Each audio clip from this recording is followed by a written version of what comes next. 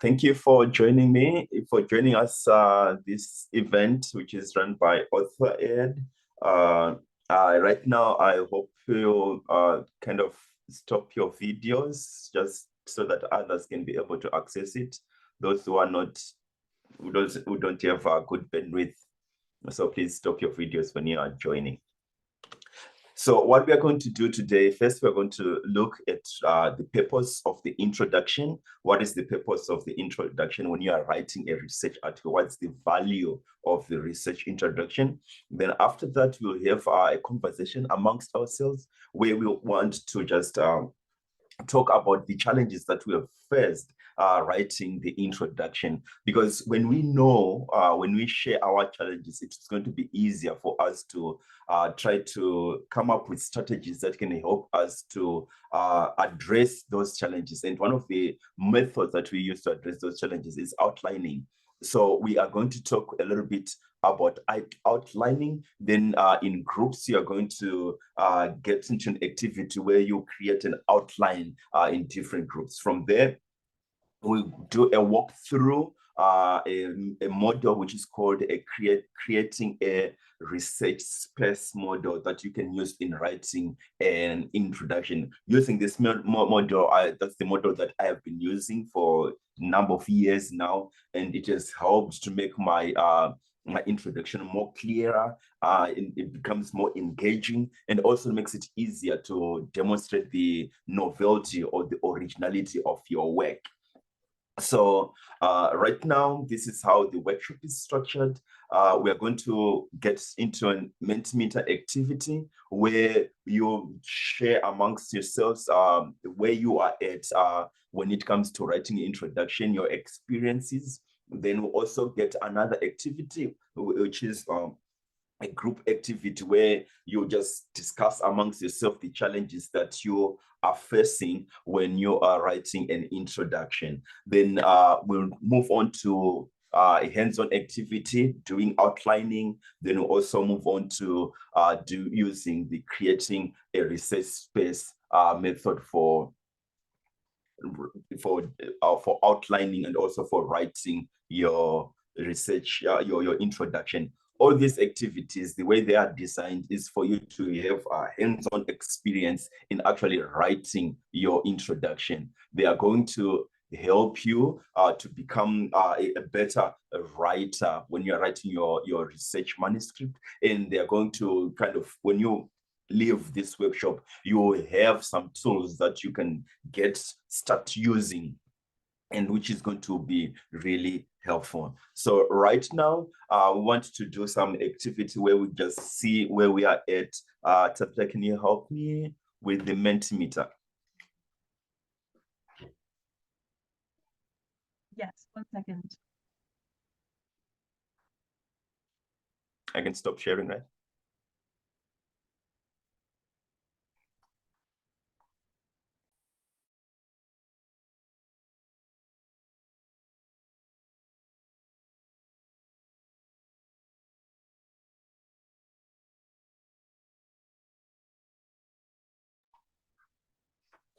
So right now, I'll ask you to just go to menti.com and enter that code 26217903.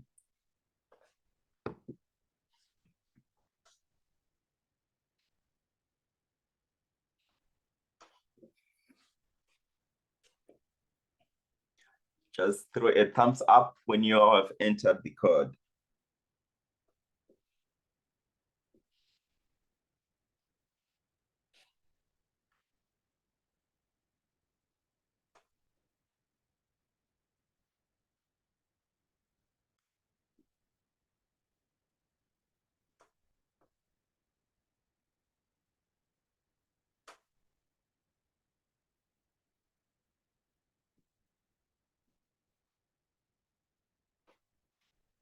Put a thumbs up when you have entered the code.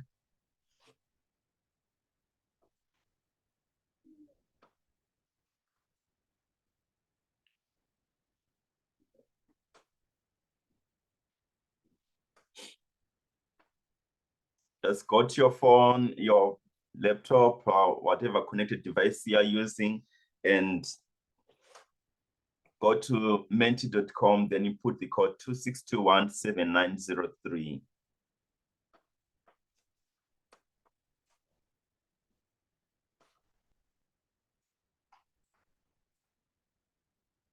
Go to menti.com, the website right there, then you put the code.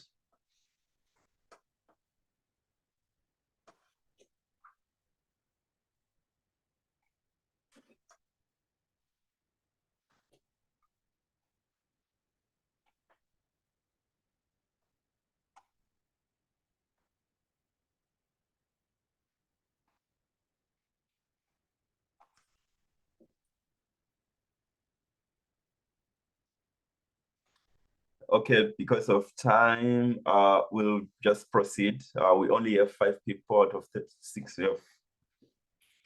So how many academic papers have you written? You can see 3 people have written up to between 6 and 10.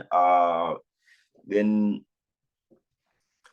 4 people, 3 to 5, 4 people more than 10. That's impressive. 3 have not written any.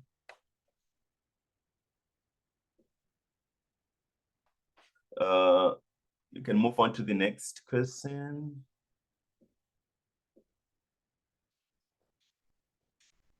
On a scale of 1 to 5, how comfortable are you with writing the introduction section of an academic?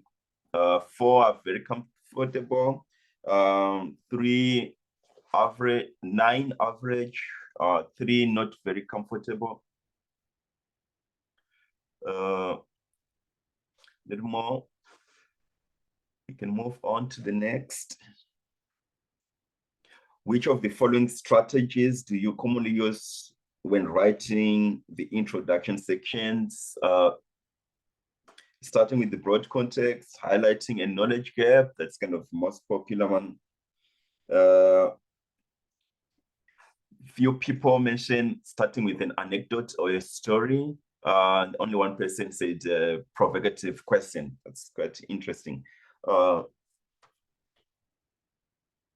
Next question. How important do you believe the introduction section is in determining the success of an academic paper? Looks like everyone agrees that the introduction is either important or very important.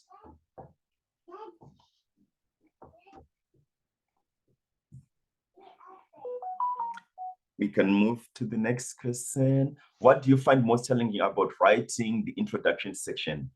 Or where to start? I totally agree with you. Just where do I start? The moment you are looking at the introduction, you're kind of wondering, okay, where should I start? Then the next one, okay, what's the scope? How much detail should I put into this introduction? And how can I ensure that this introduction is engaging? And how do I determine the significance of this study? Can move on to the next.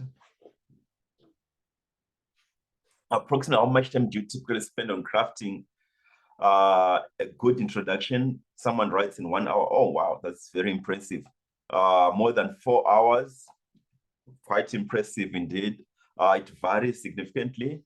That's wonderful. Yeah, it's even in my experience, it varies depending with the article. We can move on to the next question. When citing previous research in your introduction, which of the following factors do you prioritize? One person, they don't have any strategy. Then one person, 8 people are saying the recency, how recent is the paper that you want to, how relevant is it? How reliable is it? And seems most people value relevancy above recency and reliability. This is quite interesting that fewer people picked reliability, which I suspected could have had a higher number of people. You can move on to the next question. Which section do you write first when preparing a research manuscript? This is interesting. 10 people said the introduction. They start off with the introduction. 3 abstract and title, 4 methods. This is quite interesting because I start with the methods. That's because I would have written most of it anyway. Then from methods, I move on. Zero, no one said results and discussion. I actually, after methods, I move on to results and discussion. That's how I prioritize. Introduction, I normally write it last. When I get an idea of what I want to do, I can move on next. On a scale of 1 to 5, how easy do you find it to seamlessly include the research frame in your introduction? Research frame, we're talking of your objectives, your goals, your hypothesis. How difficult is it to include it? Most people, they are kind of in the middle, where it's neither challenging and not easy. We can move on to the next. Now, if you found it challenging to incorporate the research from seamlessly, what specific issues do you encounter? Getting started, staying focused on focus and being concise, using academic language, linking the various components. That's kind of really important. This is what the thrust of this workshop is going to be on. How do we link all the various the components of the introduction? We want to demonstrate that it's relevant, recent, of significance, it is novel, all those key aspects. How do we include them? How do you link them in a seamless manner? We can move on to the next. What type of feedback have you commonly received about your introduction sections in the past?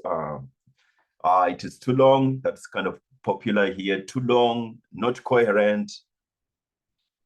Complement, proper referencing, and too generic. Too long. That's kind of the popular one. So how do we make sure that we demonstrate that the work that we are presenting is relevant, significant, original, in a manner that is coherent, concise, and clear? That's what this workshop is going to be addressing. So we can move on to the next one. What is the one key skill or insight you hope to gain from this workshop? How to write a more spot-on introduction. Thank you. I think by the end of this introduction, the framework that we're going to be showing will be able to help you address that. How to make it simple. Exactly. Want it to be clear, concise, and coherent. And that's what we are targeting for right now. How to make it captivating.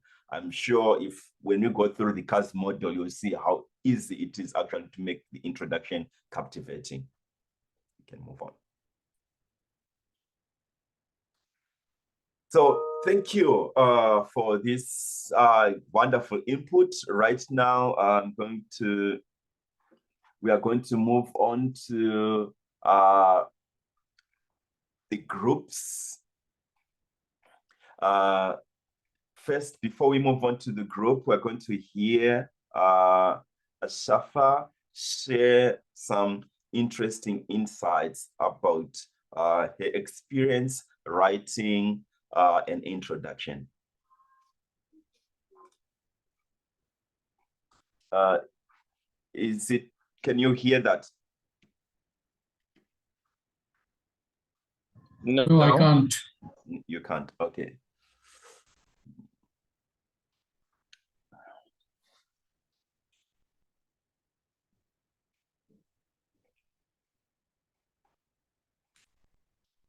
What about now?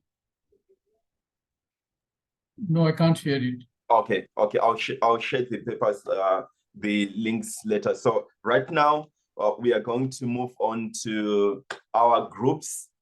In groups, what we're going to be doing is we are just going to discuss some of the things that Ashafa discussed in this video. You'll be covering them. So I want you to go and break out from where we are going to discuss.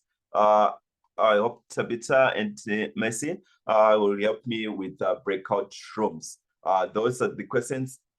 They are going to be given, the questions that you'll be addressing in breakout rooms, and you'll have 15 minutes to do that. You can read the instructions that have been added right now.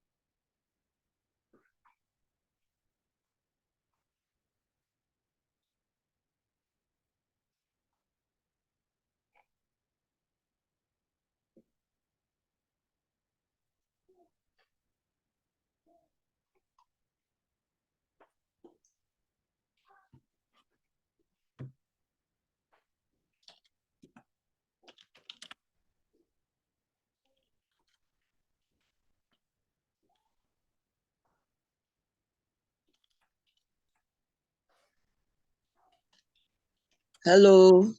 Hello, Edmond. Good morning. Hello, can you hear me? My hands are raised. Yes. Yes, there are different groups. How do I know which one is my group? You're going to be editing a group in a minute. Okay, because I'm just trying to log on to my laptop. I was actually using my phone, but I wanted a better interface. So I don't know whether that is going to disrupt. Not at all. Not at all. Okay. So I'll just hold on to the phone while I push it to my laptop. If I have any other issues, I'll let you know. Thanks. No problem.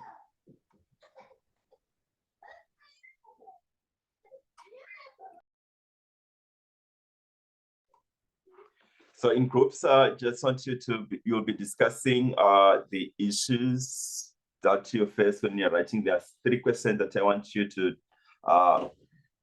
talk about. You'll be added soon into the specific groups. You have 15 minutes in those groups to discuss.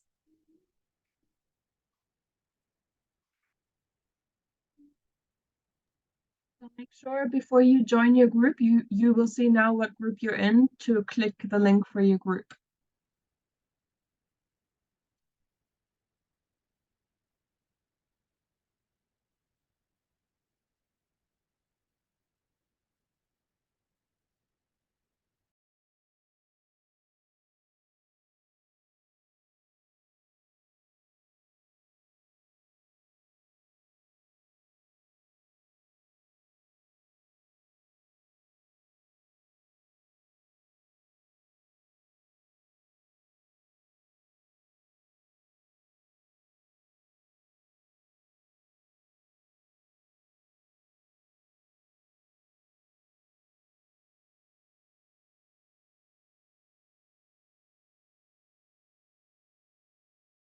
Anyone from has anything an addition to make. Thank you.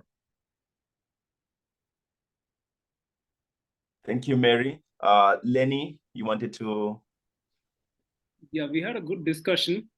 So for question 1, we thought it's always good to give a general overview of the whole research and then get an idea specific to our research and give a gist of what the readers want to know and give them a research gap and why are we interested in the study. So we felt that introduction was a doorway to the research and it should flow on to giving us the objectives of the study and then leading on to the methods. So second is the background needs to be like a springboard. The question being, which part of the introduction do you find it hardest to write? So some of us felt it's difficult to get a lot of information. Sometimes it's challenging. And also what to include. Sometimes we find it very difficult to know what is relevant to include. And also sometimes very difficult to read everything. So a comprehensive background becomes a challenge. For the feedback, some felt they did not receive feedback. Some received feedback like the introduction was too long, which was very helpful in cutting down the words. And another person got a feedback that the introduction and the objectives need to be linked together. Thank you. Thank you, Lenny. You can see that from all this discussion that we are having, from all the group discussion that we have, that there are a lot of elements that need to be included in the introduction. And one of the major challenge was, how can you include all the necessary information in a concise and coherent manner? With coherent, we mean that all your arguments are logically connected. How can you achieve that? One of the tools that we have found that is really useful in making sure that you have included all the information that is necessary and all your information that you're providing, all your arguments, they are logically connected, is outlining. And today we want to use outlining to help us to organize our idea. So with an outline can act as a roadmap that shows you the direction that you can take when you are writing. You have your big idea, you know what your research topic is, you know all the key elements that need to be included, but without a clear roadmap, it's going to be difficult for you to organize your thoughts, to make sure that your thoughts are logically flowing, and to make sure that all the key points are systematically addressed. So we need to develop kind of an outline, right? And there are different ways that you can actually prepare your outline. The first one, which is popular, probably from people who are coming from social sciences and humanities, it's kind of using a chronological order of things. You start from the beginning, and it's kind of a more of a narrative writing of an introduction where all your events are kind of in a sequence which is chronological. So this is kind of when you are trying to explain a process, that kind of thing. But you'll find this approach, right, of writing chronologically when you are writing a research article, it's hard to do. Right, it makes it difficult for you to highlight your original ideas. It makes it difficult to highlight the relevance of your work, because you have emphasized time as a priority, right? Originality is not a priority when you are writing in chronological order. Then there is the spatial order, which is a way of kind of you are visualizing a space, right, where you are moving from one area to another. And this is kind of, again, I understand people would do anthropological work where you're doing like archaeology, where you're surveying, you are moving from one end to another. It's kind of a special area, right, that you can write in that order, in a special order, starting from the outside, going to the inside, where maybe the inside part of that archaeological work is where the survey is going to be conducted. So it's possible to use spatial order, but you need to understand how difficult then it could be to highlight the relevance of the work, the significance of the work, and also the novelty of your work. So those are some of the limitations of chronological and spatial order. Then other argument, that another way of outlining that you can use is order of importance. That when all your arguments are ranked, right? Now the question is, which argument are you going to start off with? If you start off with the least important argument, what about the reader, right? The moment you start with the least important, the reader is going to be turned off.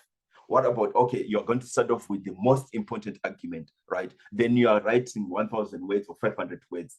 Is the reader going to read up to the 500th word, right? Because you have ranked your arguments, right? So now, all these things, right? You can write chronological, you can write spatial order, you can write by ranking your arguments, but you need to understand that all these things brings limitation in trying to unveil the originality of your work, in trying to demonstrate that your work is relevant, your work is important, and also trying to keep the reader engaged, right? All these things, these three approaches can tend to limit that. Another approach now, I think it was Mary who highlighted that you need to move from the known to the unknown, right? That type of organizing is called exploration, right? You start off from what is known, right? And then demonstrate what is unknown. But with the unknown now, you need to highlight to the reader that this unknown is relevant, this unknown is significant, and this unknown demonstrates that when I'm answering this unknown, my work is going to show that it's original and it's going to be novel. So exploration, right, is kind of an approach that we tend to use when you are outlining. So one approach of doing that is, I think both Lenny and Mary mentioned that, right? That you have your research topic, your subtopics, you know your key literature, then you identify your knowledge gaps. I know people will be asking, okay, what is this knowledge gap? What is knowledge gap?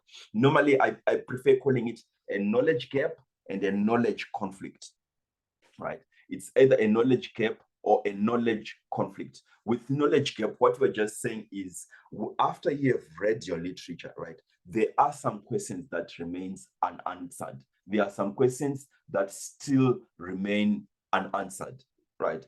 There might be questions that are related to a particular population. There might be questions relating to a particular assumption, right? They might be related to some empirical work. So when you do your literature survey, it's important that you identify the gap in knowledge. And sometimes there can be knowledge conflict where different studies are coming up with different conclusions, right? And that knowledge conflict can be an opportunity for you to address it. But you don't just address any knowledge conflict. You need to demonstrate that addressing that knowledge conflict is going to contribute knowledge that is essential, knowledge that is relevant, and knowledge that is of significance and that has got good, maybe global implications. So how do we do the exploration strategy? First, we'll start off with your research topic. I just picked a random topic here. Let's say you are interested in understanding the effects of air pollution in urban environments. That's your research topic. But your subtopic now, from that big topic, right, you move on to the subtopic. You say, oh, I'm actually interested in exposure in children, air pollution exposure in children. What else am I interested in that topic? Okay, what are the effects of air pollution on cognitive development? So those are the subtopics that you're interested in. Then you have looked at really literature. You picked up your key literatures. Then when you read this literature, you then identify the knowledge gaps. Oh, a good one. You'll find, oh, this paper by Gehring et al. In 2013, they identified that there is a gap when you are looking at exposure assessment, and another gap when you are trying to account for exposure in different environments. Now you have identified your gap. Then you move on to the research question. What is the question that I want to address when we are looking at this issue? Then you ask, okay, what is the effect of air pollution exposure in daycares, right? Or in primary schools, right? You have your question is trying to address these gaps. Is it really important question? Yes, it's important because most kids spend their time in daycares. What is the approach that I'm going to use? Oh, maybe I'm going to use surveys, or I'm going to use a mixed method. I'm going to do quantitative and qualitative methods, right? So you have outlined your work, right? This is kind of an outline that is going to help you to write your introduction. So in groups, I'm going to give you a scenario that I want you to now write an outline, create an outline using this this outline that has given you, that you start off with your research topic, your subtopics, your key literature, knowledge gaps, and different research questions. I'm going to give you a scenario that I want you to spend some time trying to create an outline for that scenario. All right, so here is the scenario. I will be sending you in groups to create an outline for this particular scenario.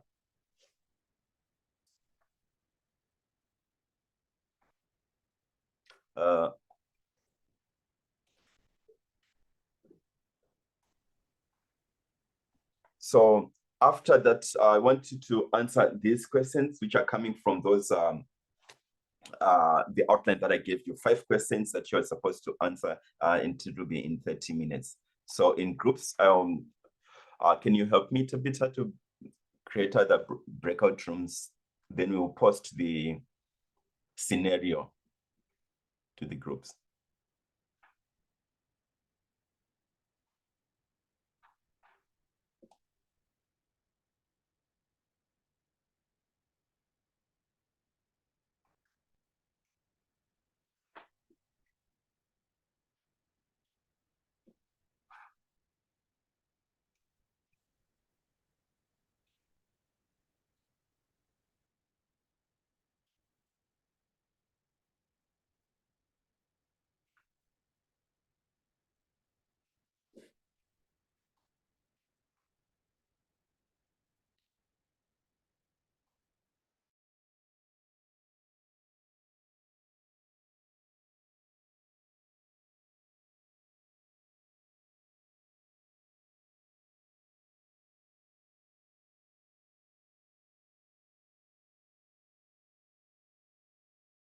Excuse me, I don't have any group. Hi Edith, thank you. You should have a notification that's asking you to join a group. It should pop up on your screen.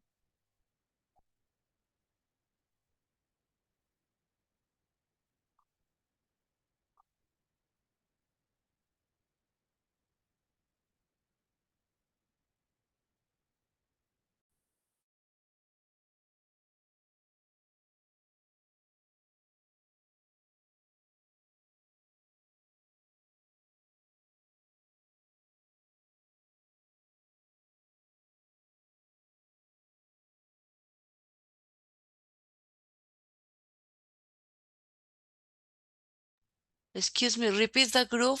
Group 2. I don't screen. Yes, group 2. So yeah, if you just click join group, then you'll be there. Group 2.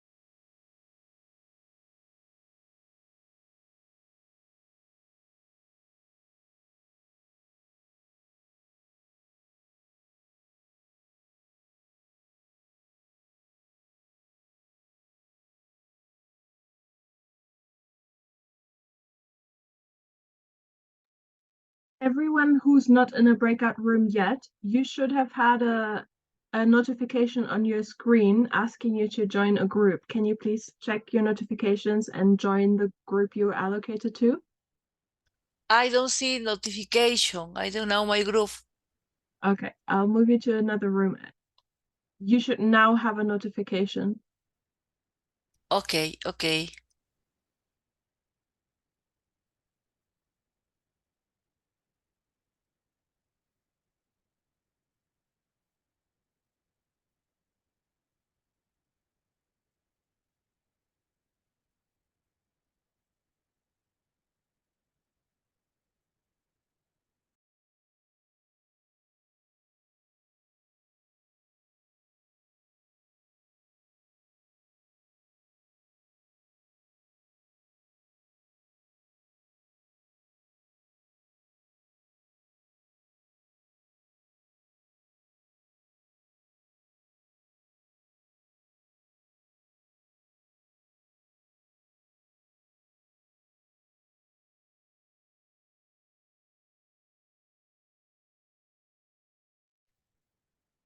Hello, sorry, I don't see group notification on my page, unfortunately.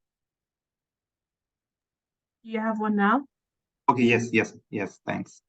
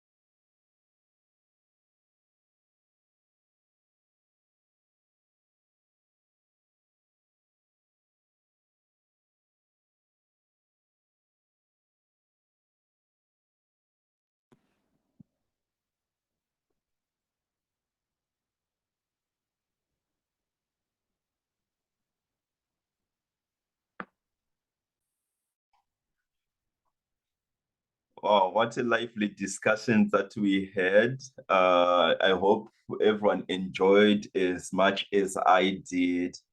So right now we're going to have our 2 minutes feedback from representatives from different groups. Okay, so I think maybe we should go first. I can't even remember. I think we're group 6. My name is Onyeka Chukwu, and then we had a Christian. We had Radha on the group, and then we had the auto aid facilitator as an observer. I think her name was Miriam, if I remember correctly. And so we'll just quickly run through this. We had the bigger picture, the research question, and based on the students' observations, the question was, or rather the broad topic, the exposure to tobacco as a predisposing factor for incidence of kidney diseases in tobacco farmers in a Zimbabwean region. And then we went down to the subtopics. We had like 2. We started with the classification of the types of chemicals, since she had observed that there was a correlation between the agrochemicals that were used for tobacco farming and the onset of kidney-related diseases in the farmers. And then another subtopic was the effect of those agrochemicals on the kidneys of the farmers. And then we also looked at the long-term effects, where the length of exposure was directly proportional to the severity of the kidney disease, because the students had noticed that the severity of the disease in the older farmers who had worked longer in those tobacco farms was more grievous than the younger farmers. So those were the subtopics that we had. And then of course, under key literature, we had a couple of names come up in the search for chronic kidney diseases in Zimbabwe. We couldn't be too specific because the statement kidney related diseases, it could be anything. It could be from exposure to food, if you're talking about maybe aflatoxins, and so it wasn't really specific. So we didn't really have the time to narrow down, but some names came up. We had Dawa et al., who had just published a research in the year 2022 in the in the American Journal of Kidney Diseases. We had Chain in 2013, who had done some work that was published in Pan-African Medical Journal. And then we had Chinombe Nyasha et al., who did some work. And then we got to know that they have a Zimbabwean Kidney Foundation that carry out research and, follow up on kidney diseases in that country. And then the 4th question was about knowledge gaps that the student was able to address. So the first one was the comparison of exposure to chemicals, and then the lack of duration comparison of exposure with the chemicals that were used in tobacco farming. And then another knowledge gap that she was able to address was the effect of those chemicals on the health of the tobacco farmers vis-a-vis kidney-related ailments. So her research was able to give more substantial empirical evidence that truly the exposure to chemicals was a predisposing factor to the onset and the subsequent incidence of kidney-related diseases in the tobacco farmers. And then the 5th and the last question was was how did she address these gaps? Basically, that was about research design and methodology, and we were told from the pros that she carried out a longitudinal study that tracked the health of these tobacco farmers over a decade. And then based on her findings, she was able to generate all that pertain to the study, of course, using a control group from a neighboring region where there were no tobacco farmers. So in a summary, that's what we're able to put together for our group. Thank you. Oh, that was a wonderful summary of what you did, Onyeka Shugo. Any comments on their outline? Do you have any comments or questions on how they designed their outline?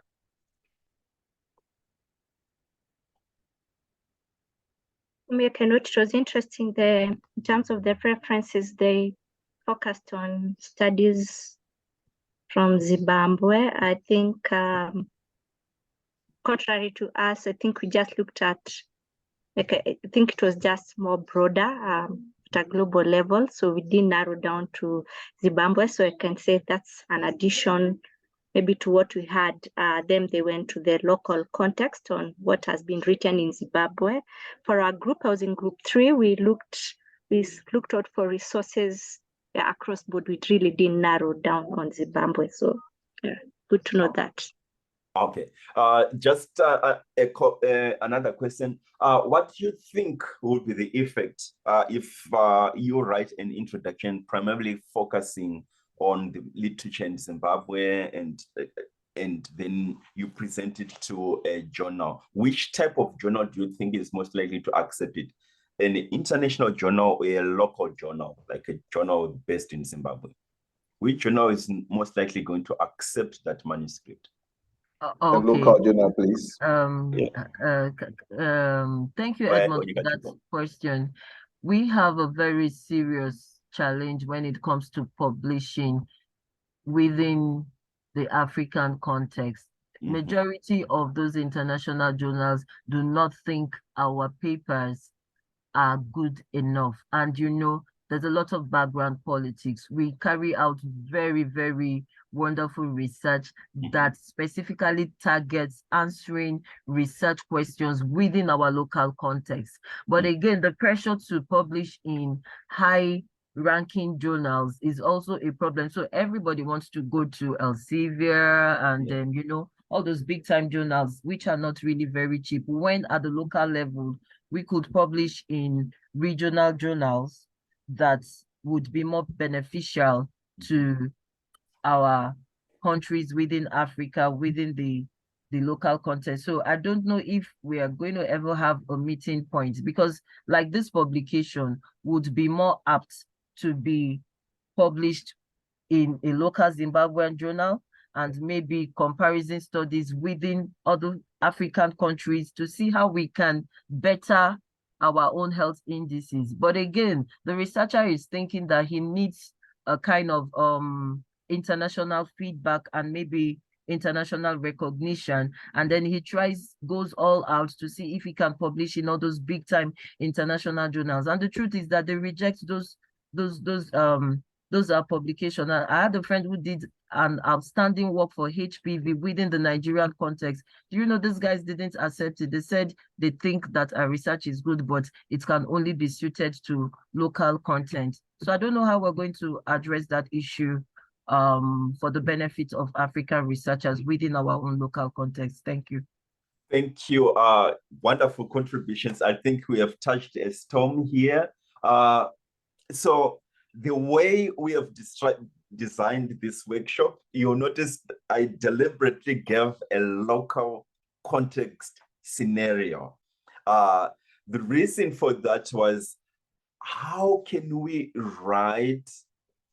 address local problems in a manner that demonstrates that we are actually providing solution to a global audience, not just to our local context, but our solutions or the knowledge that we're going to contribute is not only going to be relevant to our local context, but it's going to be relevant to the global context. I noticed that there are several questions raised that will be raised. Because of time, we'll try to push on to the end of this workshop. Then you can, sorry about that, David and Fazan, I think. So right now, we want to use, there's this beautiful model which was developed by David Swallow. What this model does was it helps us demonstrate the global importance of our work. Yes, you are talking like what Tende was doing, addressing kidney problems and linking them to tobacco farming. How can we write that so that in a manner that is not only engaging to our local policymakers, but also to the global audience? How can we write this introduction in such a way that it's not going to be just relegated to this is of regional relevance, but to be something that is of global relevance? How can we do that? So we are going to use what's called the CARS model. So that's what we want to talk about today. We'll have 20 minutes to use that CARS model. I'm going to give you a walkthrough of the CARS model. So right now, I'll briefly introduce this model. There is a longer video that we have prepared with author ed that you are going to go through in the comfort of your home. You go through the video, it's 20 minutes long, then you can really get the details of what CARS model is all about. When you look at this picture, you're going to see a beautiful image of sun rising in Zimbabwe. That's great. Zimbabwe is a beautiful place. I'm going to do some tourism right now, marketing. Please visit Great Zimbabwe. Your life will never be the same. Okay, little about that. So here's what happened when Great Zimbabwe was established some many centuries ago. A group of people went to this area. They're coming from different places. Hello, Nigeria. They came to this village, to this area. It was not occupied, right? They looked around. There were rivers. There were mountains, right? They were going to give protection, right? So what they were doing, right, was they were trying to find a space that they can occupy and make their own and own it and express who they are through that place. So they found this beautiful valley in Zimbabwe, in southern part of Zimbabwe, and they built these walls that were not built without using any mortar. So that is kind of a picture of how you write an introduction. You are trying to find a space that you can occupy with your ideas, right? You want to say, this space, I'm going to demonstrate what I know about this topic and what others don't know about this topic. And I'm going to make a contribution. And my contribution is going to be relevant, it's going to be impactful, and it's going to be consequential to my field. This is the idea of a research space. You are trying to take ownership of the knowledge to demonstrate, I know what I'm doing, and I'm going to contribute something that is helpful to the reader. So how does the CARS model really work? So basically with CARS models, it's called creating a research space. You are finding a research space that you want to demonstrate your understanding of the topic. So how do you do that? You do that in 3 moves, right? The way you are writing, you are trying to make moves, right? You are moving towards a specific space. First, you establish a territory. Remember what we're talking about. What is your research topic? What are the subtopics, right? You are trying to establish a territory. How do you do that? How do you establish a territory? First, you claim importance. How is this area important? Then you make generalizations now of that topic, right? Or this is what this topic is all about. Then you move on. You would kind of review the existing literature on that topic, right? You have kind of set the boundaries of the area that you want to investigate. So that is what is all about. Now, when you've established your territory, when you set your boundaries, now you establish and share, right? That is, you have found your boundaries, but you want to identify the capital city, right, of your research topic. What is the primary area you are going to be investigating, right? So how do you do that, right? You kind of indicate what are the knowledge gaps, What are the questions that needs to be raised? What are the counterclaims around that area? How are you going to continue with the tradition of that research field, right? This is kind of the hot topic, step 1D, where continue the tradition, because like what I like what the previous speaker mentioned, that is kind of difficult. I'm trying to address a question that is important to Zimbabwe, to Lesotho, to Swaziland, to Namibia, to India, but I'm kind of being pushed to try to use traditions that are adopted in Europe and in America when I'm writing, when those traditions are not really relevant to what I'm doing. So how do you navigate that, right? So what it means, sometimes you can take the traditions that are used in Europe and America and raise questions, right? Put them to question 1C and create your new traditions in your study, right? That's another way. But what you are all doing in all these things is you are demonstrating that you are understand what is the most important question to answer in your research topic. Now, when you have demonstrated that, you now occupy your niche. You start building your niche area, right? Now you tell us, okay, this is the purpose of my study. This is how I'm going to present this study. These are the key findings that are important to study. And then optional, you can give us the outline of your study. So this is how the CAS model works, and it's really helpful when you are writing. It makes it easier, right, to demonstrate the novelty of as you can see when you're moving from establish your research territory, establish a niche, occupy the niche, all those things. When you're doing all those things, it makes it easier to demonstrate the originality of your work. It makes it easier to demonstrate the significance of your work.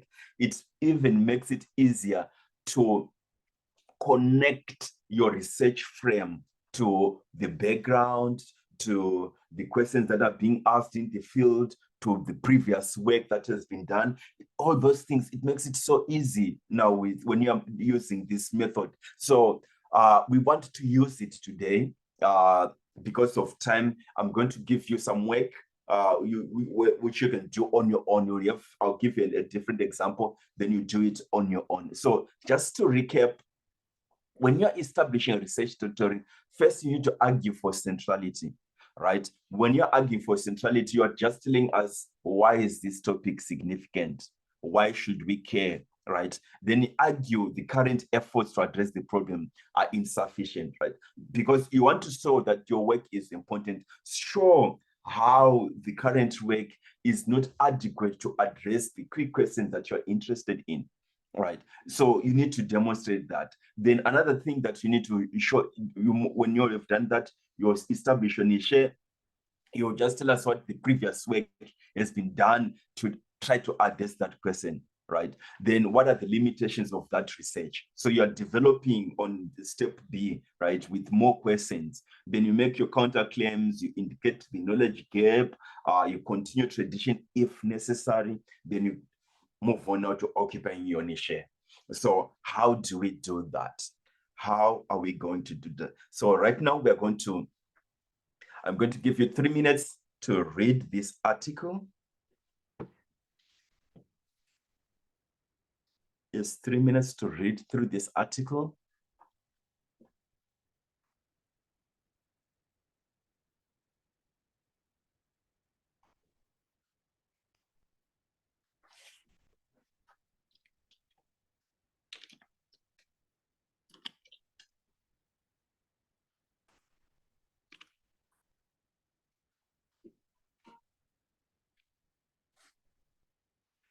Sorry, Edmond, can we get more than 3 minutes? This is quite lengthy for 3 minutes, please.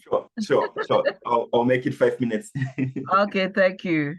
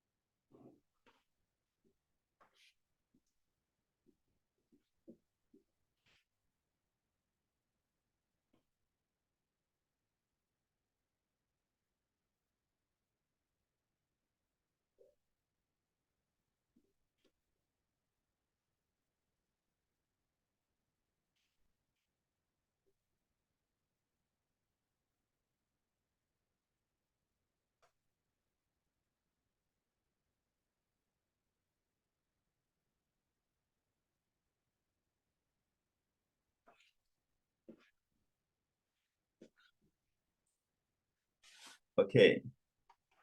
So let's get started. I want us to walk through this. We're going to walk through the introduction and see how it links, how the CAS model was used. So I'm going to pull up a Google Docs that we are going to share these Google Docs after this event. So don't worry about it.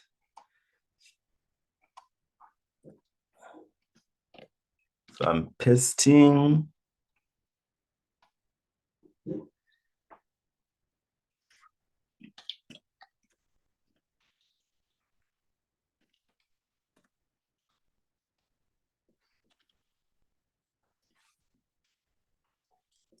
Okay, so I've pasted. I'm going to share the Google Docs right now.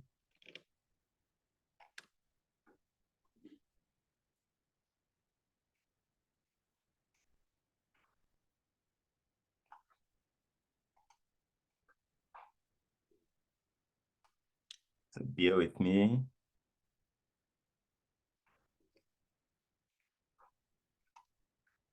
Okay, can you see it? Yes. Yes, I can. Okay, wonderful. So, But can you make it a bit larger? I mean, oh, okay, let me see. I think now it is better. Yeah. Just increase the person. Thank you. Great. It's better? Much better. Very good. Thank you. Okay, wonderful. Yes, thank you. All right. Okay.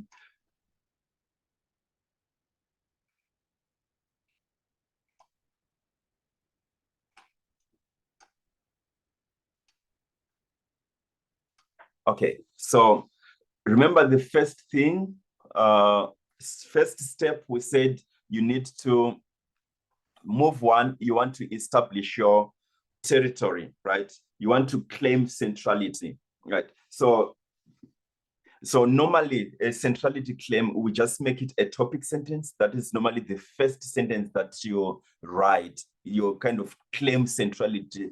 And when it says topic sentence, it draws in the reader right away. For example, in this sentence, they say plastic pollution is an emerging environmental threat negatively impacting oceans. So they made a claim here, right? That plastic pollution is an emerging environmental threat.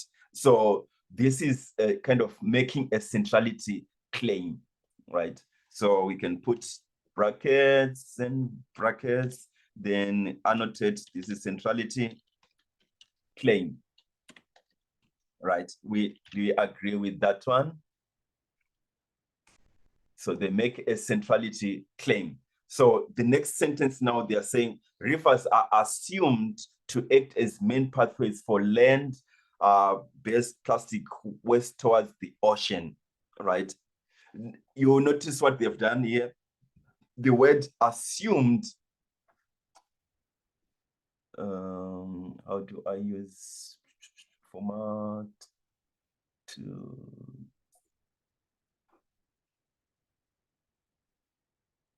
So when you look at the word assumed, it's making a generalization. Do you see that?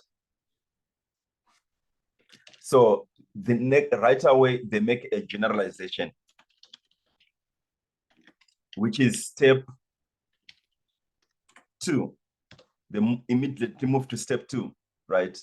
This centrally claim was step 1, right? Next thing, however, right, an increasing amount of observational evidence suggests that most mismanaged plastic waste accumulates on land, on riverbanks, in vegetation, or within estuaries. So again, in this case, you notice what they did. they made another generalization, right? With that, however, they made an additional generalization. So they are still at step 2, which is generalization. And how is this helping them?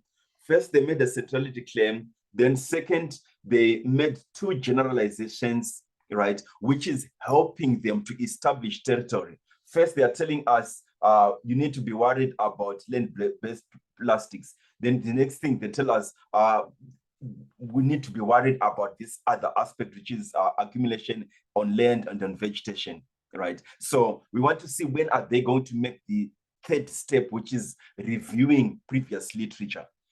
Next statement, they say, here it can be retained for years. Again, that's another generalization. You can see all this is generalization.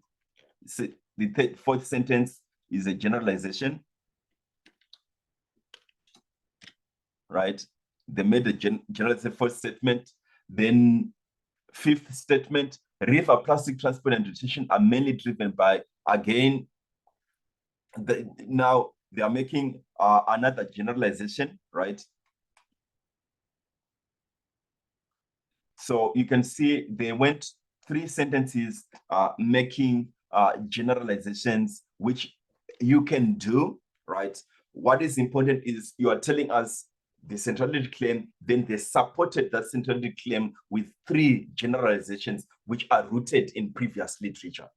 That is what is important. Make sure that all your claims are rooted in previous literature. Then next now, from sentence number 6, the seasonal variation of floating plastic is in many cases related to river discharge, where increased discharge generally leads to larger transport rates.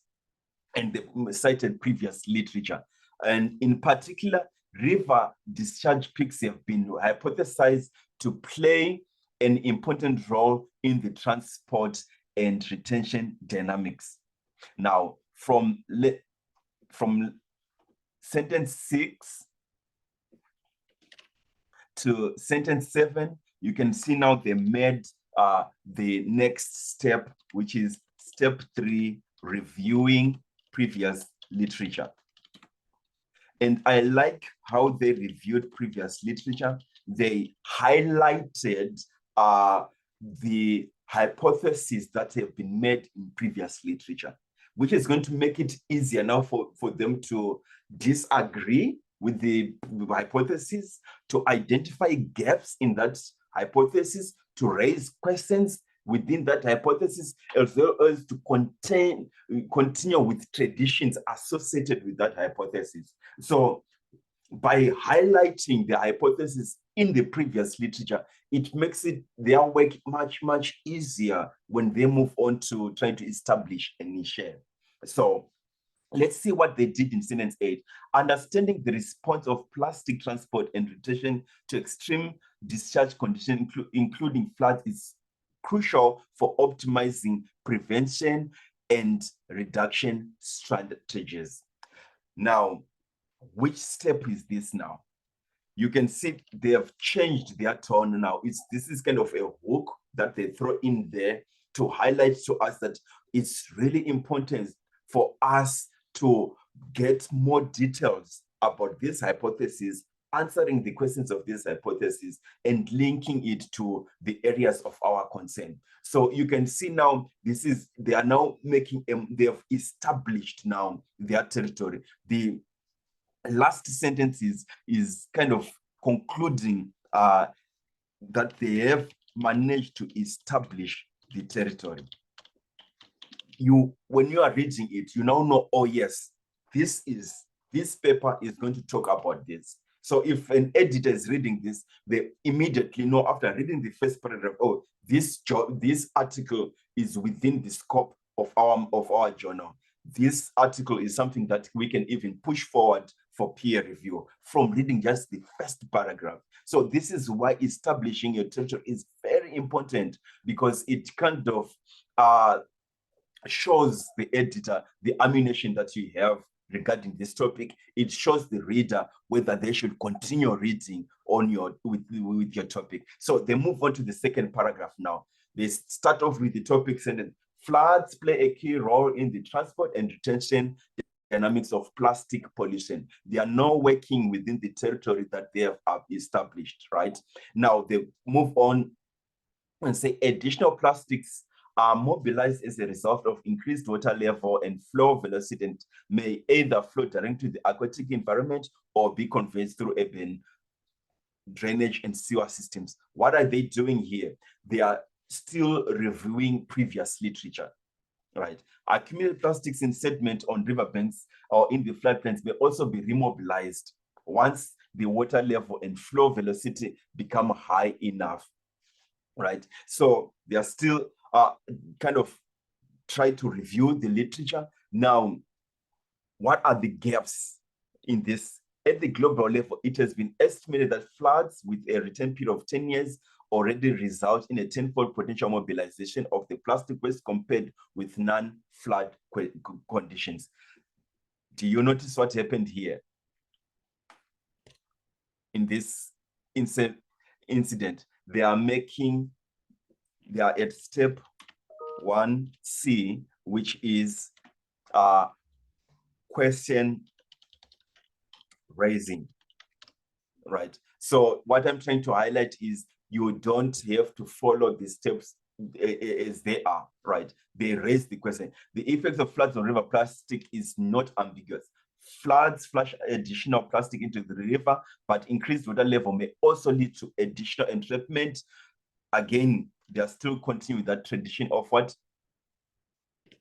Raising questions, which is step 1C, raising questions. Floods therefore act as the drivers of both transport and accumulation. As observational educations are scarce, the role, now look what they did, they throw in the word discuss, which is indicating a gap, right? And accumulation remains unresolved. So there is scarce and some issues that are unresolved. What is that? Step 1B, which is indicating a gap. So you see now, they kind of, when establishing any shade, they only use two approaches. They indicated a gap and raised questions. So sometimes you have to make counterclaims, but in this case, just indicating a gap and raising questions was enough. So what do they do next? In this article, we investigated the effects of extreme discharge during the July 2021 flood on microplastics. So what is this now? Between 13 and 20 July, severe flood starting and kind of describing what did they do, right? First sentence, they outline. That's step 1A again. They are outlining purpose, right? Then next, they move on and talk about what they did, right? Although direct damage caused by floods was limited, discharge records were broken, right? They are kind of, first they tell us step 1B, which is announcing the present research. Then immediately they move on to the next thing, which was announce main findings, right? In sentence 18, 19, 20, they announce the main findings, which is step 2.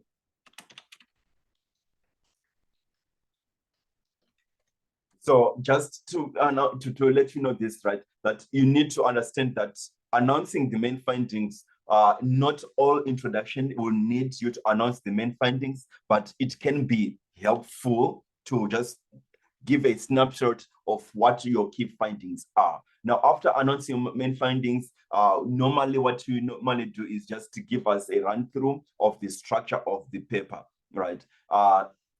Then you don't have, not all papers require the run through. Then you also include something of evaluating your findings. So in this case, what they did is, instead of telling us the structure of the paper, they tell us the key questions that they addressed, right? Which in a way gives us the structure of the paper, right? So they move on to step 3. Step 3, which is the structure of the paper. How did they do that? Highlighting key questions. So as we walked through this introduction, you can see how the CAS model can actually help you to make it easier for you to write your introduction, right? So when you start off by establishing your territory, you just tell us, okay, this is the background, right? But you don't tell us this is the background. You first claim centrality, right? Claiming centrality, that's the topic sentence that you are going to use. So that's where you throw in words like this is emerging, right? Research interest is considerably increased, right? Studies have been extensively conducted, right? The central issue on, right? So you are establishing centrality by throwing in those words, right? Then you generalize. Then, for example, in this case, they use the word assumed, right? Or it's generally accepted, or there is much evidence indicating, right? It is commonly believed, right? We have often found it is a standard procedure. What are those things doing? They are helping you to generalize. Then you review literature. In some cases, you can say Sanganyado et al. Found, Sanganyado et al. Argued or concluded. I like the approach that was used in this paper, where they say it is commonly hypothesized that, right? They are showing us the hypothesis around that. Now, when you have done that, you move on to establishing a niche. So when you're establishing a niche, that's where you throw in words like however, but, nevertheless, unfortunately, despite, right? Those are just contrasts that you're throwing in to show counterclaims, right? Then you can indicate gaps, like what they did in this paper by saying scarce, remains unresolved. Then you can use words like there is none, few, less, little, right? Or verbs like ignore or lack or hinder. Don't worry about these words that I'm throwing in. I'm going to send you a link that has kind of a walkthrough that you can follow. So what I'm saying is you need to establish your territory, you establish your niche by counterclaiming, indicating gaps, and after that, now you demonstrate your research frame by occupying your niche, right? I think this document will be available to you right now.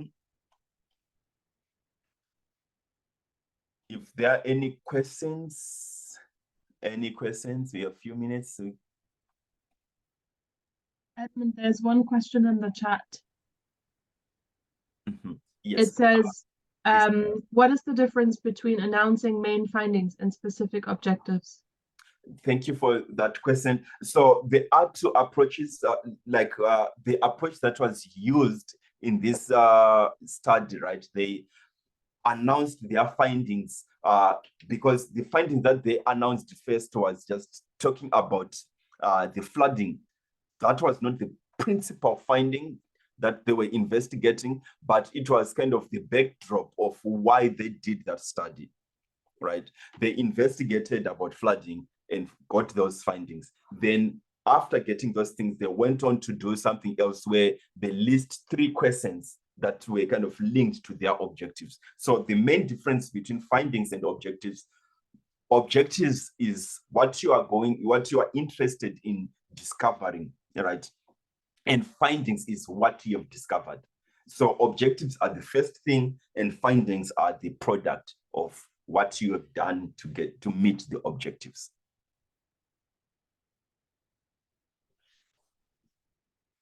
Any other questions? So you are going to get a document for self-study. It contains links for videos, links for audios, and some introduction that you can critique, right? To identify the steps that you can take using the CAS model. Please remember the outlining. That outlining is very important. It can help you to connect your ideas, and CAS model the CAS model is actually an extension of the exploration model that we had used previously, right?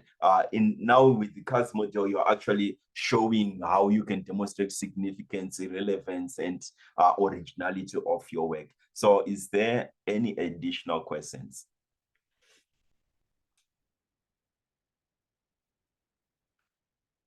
No questions? So here is the link that contains a handout that you'll use. You can use when you're using the CAS model, then the walkthrough CAS model from Alto Investing in Finland, then the original article by John Swallows, who developed the CAS model. You can use that as well.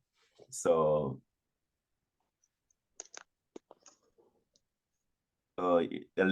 thinking for, is it possible to send the self-study material right now? Hi, Edmund. Yes, I was just trying to do that, but We'll send it via email. yeah. So you receive the self-study and together with the links and as well as the PPT for this discussion via email.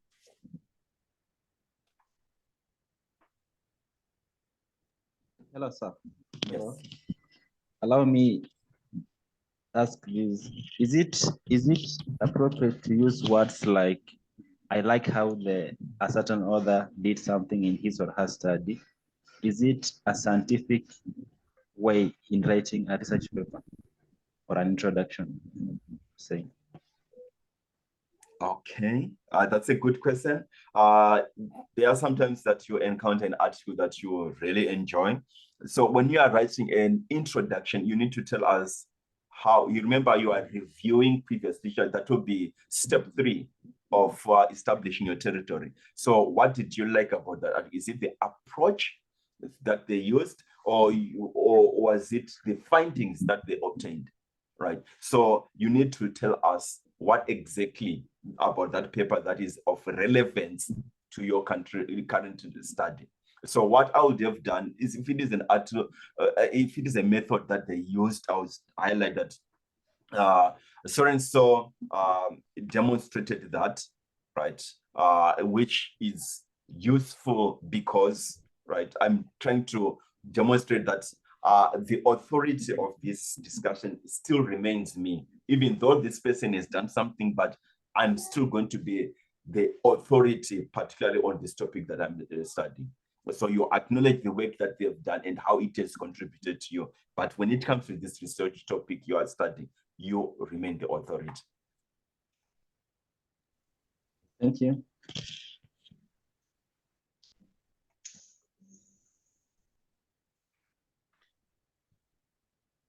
Okay, we will close the session now. The recording and the materials will be sent to you via email. So just look out in your inbox in a few hours, and you should be receiving everything. Okay, thank you everyone for attending. Have a good day. Thank you, Edmund. Thank you. Thank you. Bye. Thank you, Edmund. Bye. Thank you so all. Take much. care. Thank you. Bye bye. Thank you. Thank you so much. Thank you. Thank you so much. Thank you. Bye. Ciao, ciao. Bye. Thank you. Bye.